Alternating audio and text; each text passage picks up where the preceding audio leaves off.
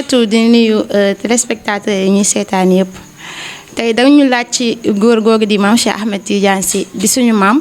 parce que moo toog ni ñu samay sët man maay seen maam mu nekk maam boo xam ne aussi tamit maam bu ñuy sagoo la parce que tey jii nii ci réew bii di Sénégal xam-xamam nekkul loo xam ne lu ñuy naatable la en plus nekk na koo xam ne ci cadre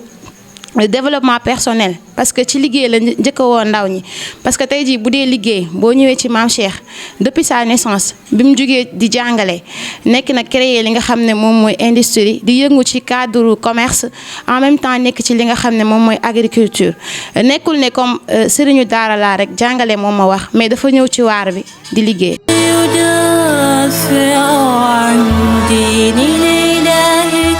man bu delloo ci cadre boobu li nga xam ne moom mooy naissance am moo ma gën a touché surtout fay layka bi muy wax wala xadd wulittu wali ridan bi wiladati li wiladati fii madhaji tijaani wali annani summitu min amrin bihi fa jazal illahu fattan bihi thammaani fay layka boo koy déglu da ngay sentir buñ la koy firil wala ngay déglu xasida bi da ngay am lu bëri loo xam ne da nga ko ciy sentir mu leeral ni juddam nekkul hasard parce que déjà ni mu juddoo turam beeg yooyu yëpp nekkul loo xam ne hasard la. jot naa ci benn lettre sax amul solo am ku ma laaj ndax cheikh bu mag ba liñ la tudde delloo ci cadre commerce def na ci loo xam ne lu mucc ayib la parce que dañu ko nettali ci histoire ne daan na jaay boutique ci boutique la njëkk a commencé parce que créé na li nga xam ne moom mooy boutique ba loolu moo ko yóbbee mu créé li nga xam ne moom mooy Sococim parce que boo xoolee histoire am moom ak Sococim ñu jox la délai ci 20 ans ak 7 ans nga choisir 7 ans bi fay li nga xam ne moom mooy 16 milliards ci délai bu gàttee noonu yombul parce que moom mu ngi koy wax ba naan ci cadre état deselu leen dara au contraire état moom moo ko yoreel xaalis mais du maam moo leen yoreel xaalis. te ngeen ñaanal ma itam commerce bi ma daan def ak mbay meeg njàngale mi. waaw maam def na politique créer li nga xam ne moom mooy propre parti. boo xoolee parce que li mu duggee ci politique mooy toogul ne doomu daara la parce que boo xoolee dañ naan comme cadre penc parce que boo xoolee politique déjà li muy signifié ci cadre français boo xoolee dañ naan comme genre politique bi fi am dafa salté mais maam pour defar politique bi parce que boo xoolee am na waxtaan bi muy wax naan ci cadre diine bi politique bi gën politique bi fi nekk moom moo ko soobloo ci cadre politique ba tax mu volontaire pour nekk li nga nem élection présidentielle gagné ko Senghor sàcc élection. mu jël ndam li gagné ko ñu sàcc ko moo tax bind na ko bàyyi fi sàcc googu ñu ko sàcc bindal na ko boppam bàyyi fi xam nga kan la bind lettre boobu jox ko mooy le président Léopold Sédar Senghor mi fi nekkoon. xoolee tey dem na prison tey jii bu fekkoon dafa toog ci ruqam di jàngale kon prison bi mën na ko ci bañ a fekk mais pour defar penc mi moo tax mu ñëw ci langue politique ba tax mu dem ci 2 fois prison parce que créé na propre parti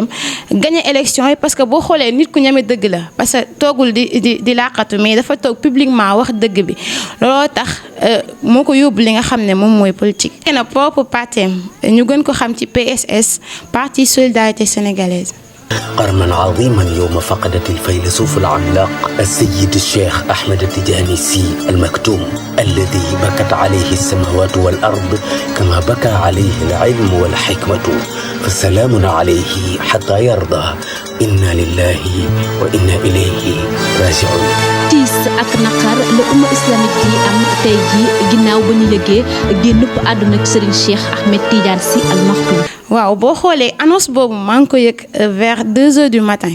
parce que si la ñu yee sama maam moo ma ko doon wax parce que boo xoolee lu ci ëpp am na jour man ak sama maam boobu ñuy discuter parce que dafa amoon benn photo bu mag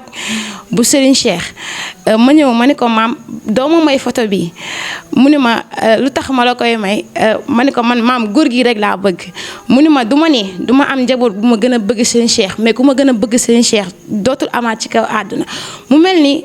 jour boobu bi ñu ma ko annoncé li jóge ci man xaw ma nu mu toll parce que vers 2 heures du matin laa ko yëg ma xëy war a jàngi bi ma ñëwee dama triste parce que li jóge ci man genre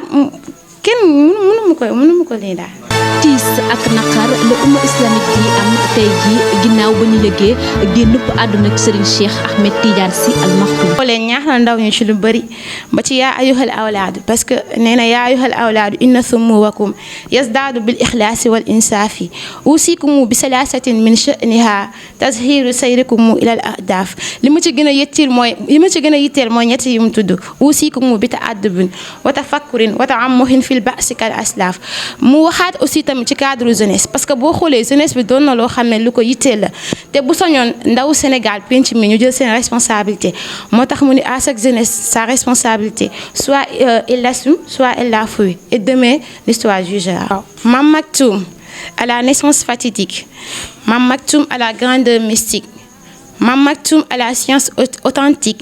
Mame Maktoum à la démarche athlétique, Mame Maktoum à la silhouette magique, Mame Maktoum au parcours héroïque, Mame Maktoum à la ressource prophétique, Mame Maktoum à la vie emblématique, Mame Maktoum au verbe saritoun dans sa fidélité unique, Mame Maktoum au silence énigmatique, Mame Maktoum de son aura démocratique, Mame Maktoum au djellaba symbolique, Mame Maktoum au sourire angélique, Mame Maktoum à la finesse esthétique. Mame Maktoum au poème pédagogique, Mame Maktoum à la volonté pratique, Mame Maktoum dans sa douceur antalgique, Mame Maktoum dans la vision astrologique, Mame Maktoum dans ses écrits calligraphiques, Mame Maktoum dans la synthèse harmonique, Mame Maktoum dans la vocation patriotique, Mame Maktoum dans sa lignée aristocratique, Mame Maktoum dans son essence idéologique, Mame Maktoum contre la classe démagogique, Mame Maktoum à la grandeur mystique, Mame Maktoum à la loyauté hermétique, Mame Maktoum dans son courage physique, Mame Maktoum au regard magnifique,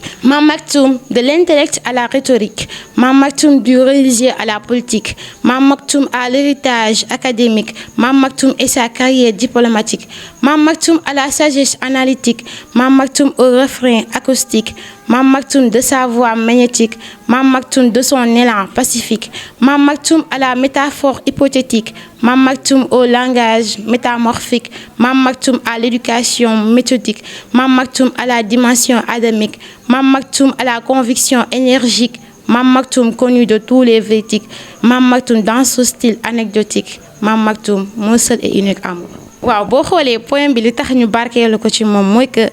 amour bi ñu am ci moom mënuñu ko natt loolu moo ñu poussé ba tax ñu bind ci moom parce que boo xoolee man li may bind lu ci ëpp bind ci moom moo ma gën a yomb parce que à chaque fois dama naan moom mooy sama source inspiration voilà. tëjee mooy que amuñu fayam et yàlla nañu ko yàlla fayal te yàlla taas ñu ci barkeem.